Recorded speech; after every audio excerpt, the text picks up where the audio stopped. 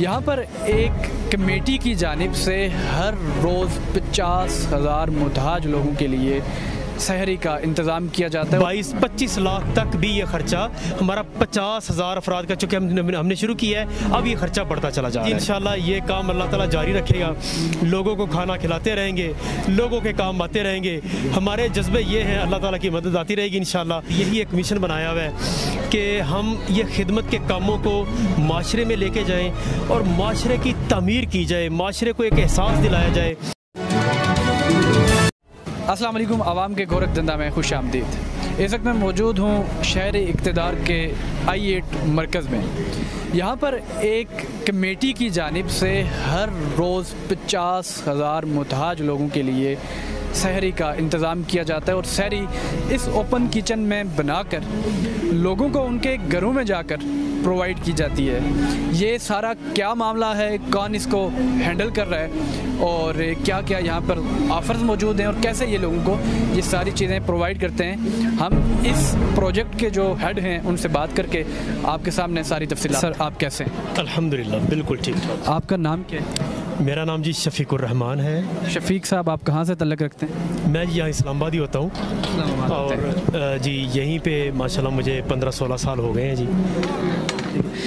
आपको कब लगा कि आपको इस तरह से लोगों को सहरी बनाकर देनी चाहिए? अल्हम्दुलिल्लाह हम ये काम जो रिलीफ का को टीम वर्क कुछ चंद दोस्त मिल के ये काम तो पहले से कर रहे थे कुछ सालों से। स्पेशली जब कोरोना आया तो कोरोना आने के बाद हमें कुछ फील्ड में जाने का मौका मिला। DC इस्लामाबाद हमजा शफकात साहब थे उस वक़्त, उनसे हमारी एक मुलाकात हुई तो उन्होंने कहा कि आप कुछ काम करें। तो यहाँ से हमारा ये जहन बना और फिर हमने जो ना ये मुख्तलिफ प्रोजेक्ट करते करते रमज़ानुल मुबारक आ गया तो हमने सोचा क्यों ना सहरी का काम किया जाए। आप काम क्या करते हैं? मैं जी अल्हम्दुलिल्लाह यही खिदमत का काम है हमारा और अल्लाह के फजल करम से दिन रात यही एक मिशन बनाया हुआ है कि हम ये खिदमत के कामों को माशरे में लेके जाएं और माशरे की तमीर की जाए, माशरे को एक एहसास दिलाए। अल्हम्दुलिल्लाह मैं ये समझता हूँ कि ये बात कहनी तो खैर बहुत बड़ी बात होगी कि हमने कुछ तब्दीली पैदा कर दी, लेकिन अल्हम्दुलिल्लाह मायूसी नहीं है। हम जिस तरफ बढ़ रहे हैं आगे माशरे को एक एहसास दिलाने के लिए, ये अब छोटी सी NGO कह लें खिदमत कमेटी, तो बस इसको चला रहे हैं, इस पे दिन रात मेहनत कर रहे हैं और टीम बन रही है, टीम जुड़ रही है, रज़ाकारों की टीम है अल्हम्दुलिल्लाह जिनके ज़रिए ये सारे काम हो रहे हैं। या लोगों आपका मेन्यू क्या होता है? हमारा मेन्यू जी डेली चेंज होता है। जिस तरह आज माशाल्लाह हमारा ये बीफ का मेन्यू चल रहा है और एक दिन ये चिकन हलीम होता है, एक दिन मिक्स दालें होती हैं, फिर कभी हम काले चने कर लेते हैं, कभी सफ़ेद चने कर लेते हैं। तो इस अंदाज से करके ये मुख्तलिफ रोज़ाना की बुनियाद पर अलग अलग ये मेन्यू होता है। 50 लोगों को खाना देना मुश्किल होता है, 50,000 लोगों के लिए सहरी का इंतज़ाम करना कितना खर्चा आता है? यकीनन ये सिर्फ अल्लाह ताला की मदद है जी। हम भी इस काबिल नहीं थे कि हम ये काम कर सकते।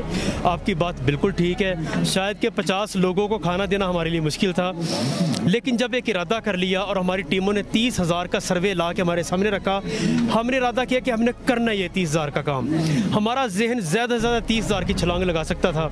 हमने आगाज़ किया, पहली सहरी 12,000 की, दूसरी 14,000 की, फिर 18,000 की। हमने पहले 20 रोज़े अल्हम्दुलिल्लाह 30,000 लोगों तक ये सहरी देनी शुरू कर दी। आज हम तीसरे अशरे में खड़े हैं, 50,000 अफराद की सहरी इस वक्त पक रही है। सारा अशरा 10 रोज़े 10 हो या 9 हो, इंशाल्लाह ये सारी सहरियाँ हम 50,000 अफराद की ये देंगे अल्लाह के फजल करम से। मैंने आपसे सवाल पूछा कि ख़र्चा इसमें तकरीबन कितना आता है। आवाम जानना चाह रही है कि एक कमेटी, एक तंजीम 50,000 लोगों को सहरी दे रही है, इसमें बहुत बड़ा ख़र्चा आता हो। जी बिल्कुल, ख़र्चा बहुत बड़ा है और अल्लाह ताला की मदद उससे भी बड़ी है। और हम ये जो ख़र्चा इसका देखते हैं मेन्यू के हिसाब से बदल जाता है। कुछ मेन्यू सस्ते हैं, कुछ महंगे हैं, कुछ बहुत महंगे हैं। तो ये ख़र्चा हमारा तकरीबन 13-14 लाख से ले 22-25 लाख तक भी ये ख़र्चा हमारा 50,000 अफराद का चूँकि हमने शुरू किया है, अब ये ख़र्चा बढ़ता चला जा रहा है। इधर अफ्तारी का हम देखते हैं हर जगह पर दस्तरखान नज़र आता है, सहरी बहुत कम कोई लोग जो होते हैं वो प्रोवाइड करते हैं लोगों को और अपने तौर पर भी। ये सहरी का ख्याल ख्याल आखिर कैसे आया, मुझे समझाएं। बिल्कुल, आपके सवाल में ही मेरा जवाब मौजूद है। अफ्तारी के हम भी दस्तरखान लगा रहे हैं, पहले से लगा रहे थे, लेकिन इस वक्त हमारे अफ्तारी के दस्तरखान कोई 137-140 तक तकरीबन दस्तरखान हमारे लग रहे हैं। लेकिन हमने देखा कि भाई दस्तरखानों की, अफ्तारी के दस्तरखानों की तो बड़ा ज़ौक़ है लोगों में, बड़ी सोच है और बड़ा लोग अजर समझ के करते हैं। लेकिन रोज़ा शुरू तो सहरी से होता है और मज़दूर बंदे के लिए तो अच्छी बेहतरीन सहरी की ज़रूरत है।